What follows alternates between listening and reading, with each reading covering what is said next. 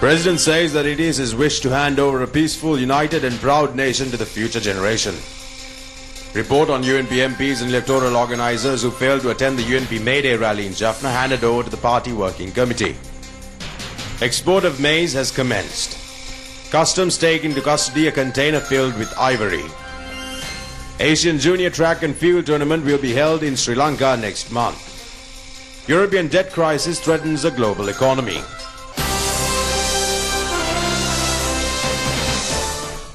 Now for a look at those and other stories in detail.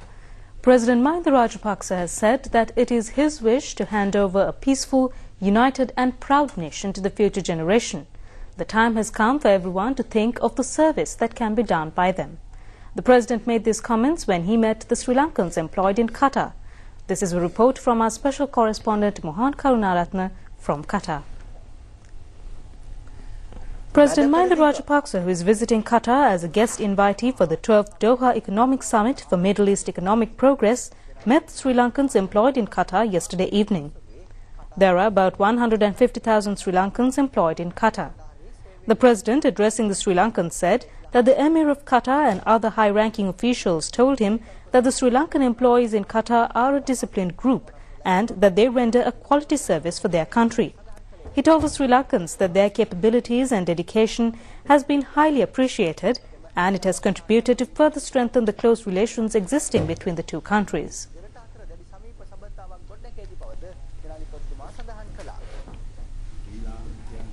The President said that he appreciates the service being rendered by the Sri Lankans for the development of Qatar and the dedication they show towards their employment.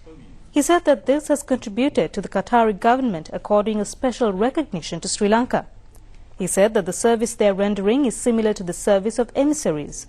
The President said that similar to the economic benefit being derived by Qatar, Sri Lanka too receives a high recognition due to their service. Therefore, the President said that the government will always treat them with great respect and thank them for their dedication and service.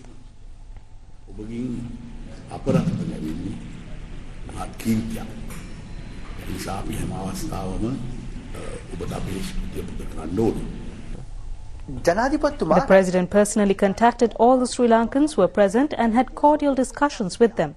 The ministers and the diplomatic staff also joined the President in this function. The President and the delegation made an inspection tour of the Qatar Day Institution, which has enormously contributed to Qatar's rapid economic development in the construction field. The management of that institution enlightened the President about the huge construction activities they have carried out during a short period of time and about their future plans. The Sri Lankan delegation was able to find out how Qatar is preparing itself with a huge 10-year plan for the 2022 Football World Cup tournament, for which Qatar has received the hosting rights. The delegation also made an inspection tour of the Pearl Qatar institution as well. The President obtained a wide knowledge that can be applied to Sri Lanka's development from these inspection tours.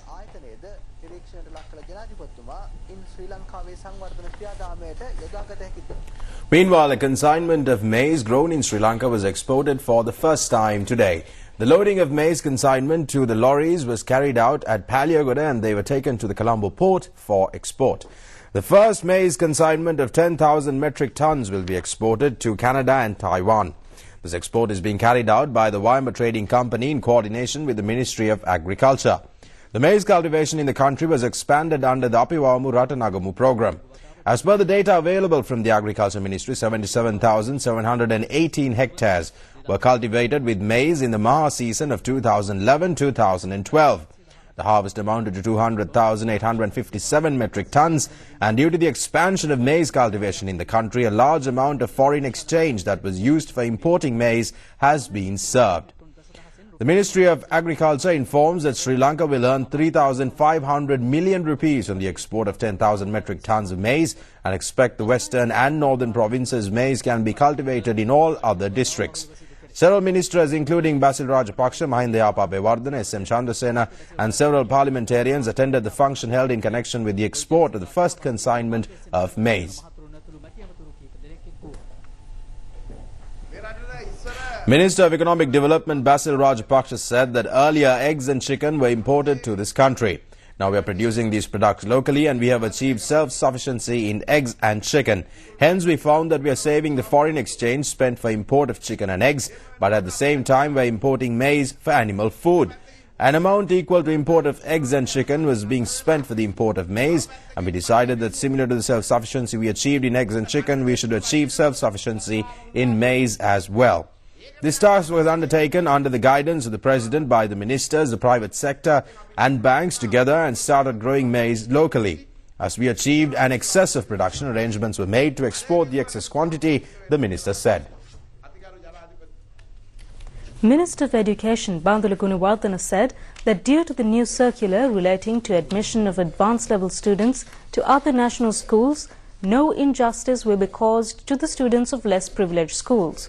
He said that destruction of the national school network cannot be allowed to satisfy the necessities of a minority group of privileged people. The minister made these comments in response to a question raised by the opposition leader Ranil Wickremesinghe under Standing Order 23.2.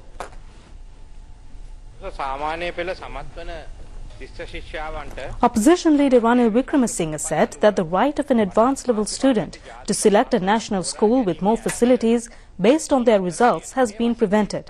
This year, a temporary suspension has been given, but the Education Minister has stated that it will be fully implemented from next year. He has also said that it will be implemented covering all schools. It was reported in the Dinamina newspaper on the 11th of this month. This is a very serious situation, he said. Minister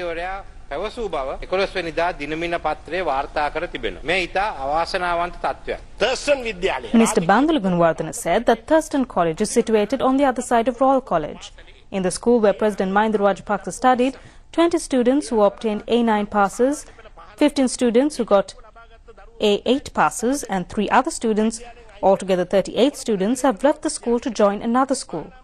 In the city, in Mahanama College, 13 students who got A9 passes, 11 students who got A8 passes and 3 others, altogether 29 students, have taken leaving certificates from the school to join another school in the Colombo city.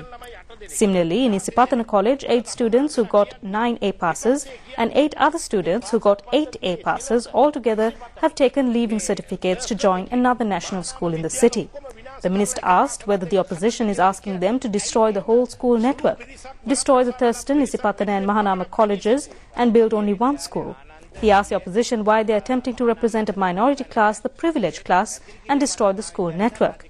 The opposition leader Ranil Wickremesinghe said that there is no difference between Royal College, Ananda, DS and Mahanama, but students from Madhuragiriya Vidyalaya can come to the Royal College. That is the problem that exists because it has been stopped. Minister Bandula Gunawardena said that the possibility of students from village schools joining the city schools for higher studies has not been diminished even by an iota. Yet on local news, a report on the parliamentarians and electoral organizers of the United National Party who failed to attend the party May Day rally held in Jaffna has been submitted to the working committee of the party. The General Secretary of the United National Party, Tissa Attanayaga, told a media conference held in Colombo today that the party is planning to call for explanation from the relevant members. The General Secretary of the United National Party, Tissa Attanayaga, said that a report on the May Day rally held in Jaffna was submitted to the working committee of the party yesterday. Accordingly, the working committee, on the instructions of the party leader Ranil Wickremesinghe, has decided to call for explanation from members who failed to attend the May Day rally held in Jaffna. The next step will be taken upon receipt of response from the relevant members. Mr. Tissa Attanayaga said that Mr. Sajid Premadasa was also enlightened about the inconvenience made by statements he is purported to have made through the media. The General Secretary of the United National Party, Tissa Attanayaga, said that it was brought to the attention of Mr. Sajid Premadasa on statements that he was purported to have made. As per the powers vested in him as the General Secretary of the party, Mr. Attanayaga said that he brought to Mr. Premadasa's attention newspaper clips about statements made and the damage that it could cause the party. He said that some of Mr. Sajid Premadasa should be focused to refrain from such things in the future, and he has given a positive response in that respect.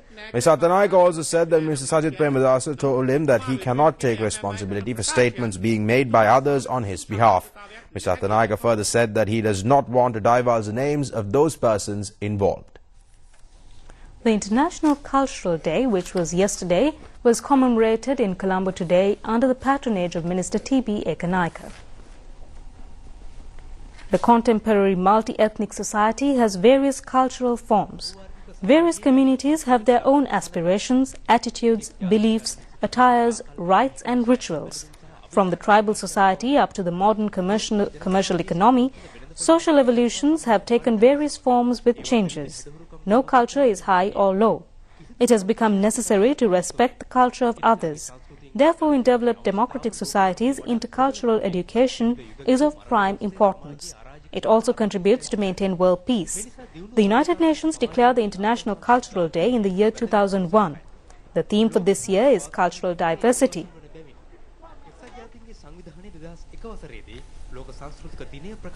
The commemoration ceremony held today consisted of various cultural items. We're going for a short break. More local news coming up after this. Welcome back, and we continue with news here at home. The intelligence unit of the customs has seized a container filled with ivory at the Colombo port. And this container with a consignment of invaluable ivory was being shipped from Kenya to Dubai via Colombo. While checking 3 suspicious containers, the customs officials have found this ivory container. The customs informed that the consignment of ivory was in 80 sacks and it was being shipped under the guise of recycling plastic. The investigations revealed that more than 250 African elephants had been murdered to obtain this consignment of ivory. Today is the International Biodiversity Day. This year's theme is Biodiversity of the Oceans. The changing of life patterns of living material in the oceans is considered as biodiversity of the oceans. The ocean, salty marshes, canals, corals and other related objects come under the Ocean Environment Network. Sri Lanka's oceanic biodiversity is rich with several centuries of civilization and the favorable environment. Oceanic biodiversity is a reproducing resource. The fish varieties around Sri Lanka's coastal area have different shapes and qualities.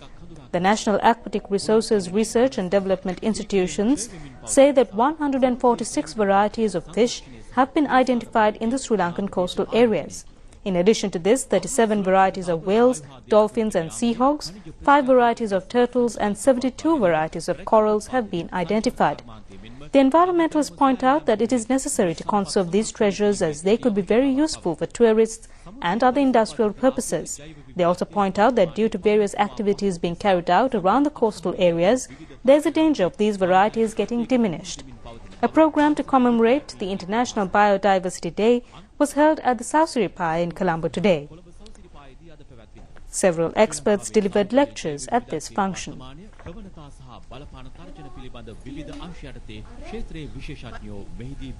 Still on Rupavahini News, a forum organized by the Department of Meteorology under the theme of Monsoon Forum was held at the Taj Samudra Hotel in Colombo today.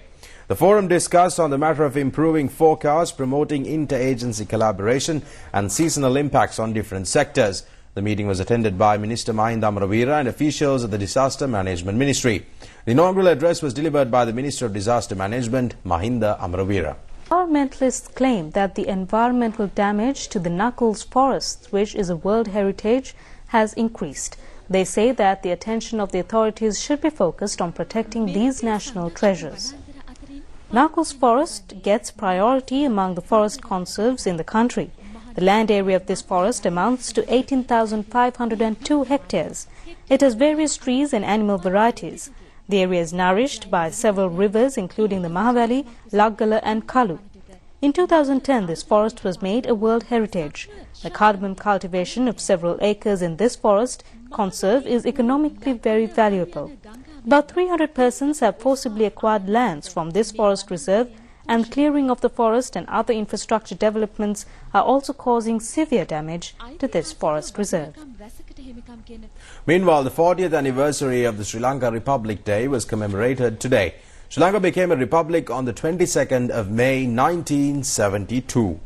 Although Sri Lanka received independence in 1948, it was only a dominion status of republic, and in accordance with the mandate received in the 1970 general election, the United Front government of Mr. Sirimao Bandaranaike appointed a constitutional council to fulfill the people's aspirations. The author of the Republican Constitution was the then Minister of Constitutional Affairs and Plantation Industry, Dr. Colvin R. De Silva. President Mahinda Rajapaksa, who was a parliamentarian at the time, was also a member of the Constitutional Council, and upon the adoption of the Republican Constitution on the 22nd of May 1972, Sri Lanka became a free and sovereign state independent from the British rule. Accordingly, all powers vested in the Queen of England were abolished, and a president appointed by the Prime Minister, who was the leader of the Parliament, was vested with all powers that were exercised by the Queen of England. The first president of Sri Lanka, accordingly, was Mr. William Gopalava. It is because of this Republican Constitution that a large acreage of estates belonging to the British companies were nationalised under the Land Reform Act of 1974. But the Republican Constitution was nullified by the 1978 Constitution, and under which all executive powers were vested with the executive president.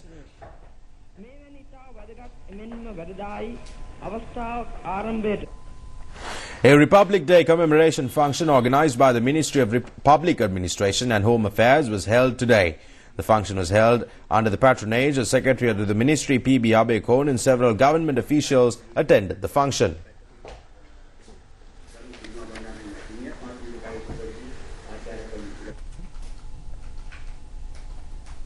Another Republic Constitution Commemoration Day function was held at the Mahaweli Centre, organised by the Sri Lanka Samasamaja Party.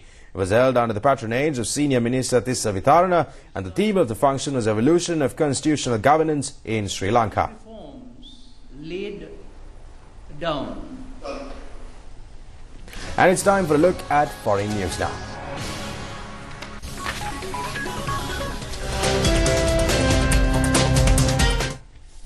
Continuing in foreign news, according to the Organization for Economic Cooperation and Development, the Eurozone crisis is the single biggest threat to the global economy. The 17 nations that use the euro will see their economies shrink by 0.1% this year before rebounding to a 0.9% growth next year, the OECD predicts. By contrast, the US economy will expand by 2.4% this year and 2.6% in 2013. The OECD predicted that the UK would grow by just 0.5% this year and by 1.9% in 2013. This comes after figures show that the UK had returned to recession in the past 2 quarters.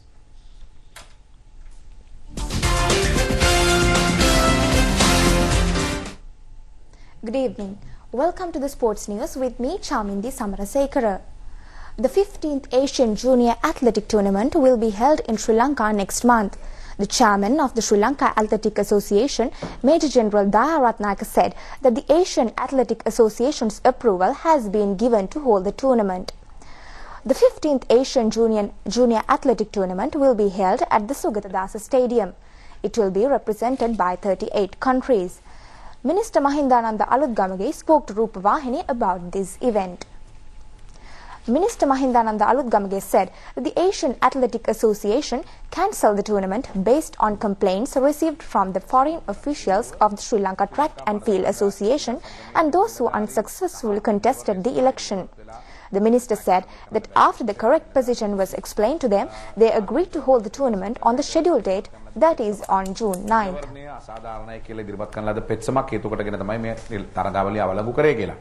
අපි දීර්ඝ කරුණු පැහැදිලි කිරීමකින් පස්සේ අද උදේ ආසියානු මල්ල ක්‍රීඩා සංගමයේ විසින් මේ සිදු වුණු සිද්ධිය පිළිබඳ කනගාටු ප්‍රකාශ කරලා මේ තරඟාවලිය නියමිත දිනට ජූනි මාසයේ 9 වෙනිදා ශ්‍රී ලංකාවේ පැවැත්වීමට කටයුතු කරන බව අද අපට දැනුම් දීලා තිබ්බා. The chairman of the Athletic Association, Major General Daya Ratnayaka, said that all arrangements have been made to hold this tournament.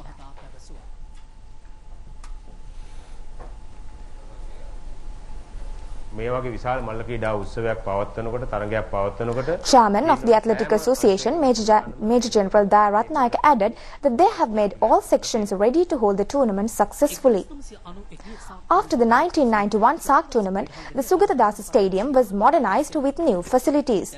The project officer, Dharmasiri Rahubadda, said 99% of the modernization work has been completed.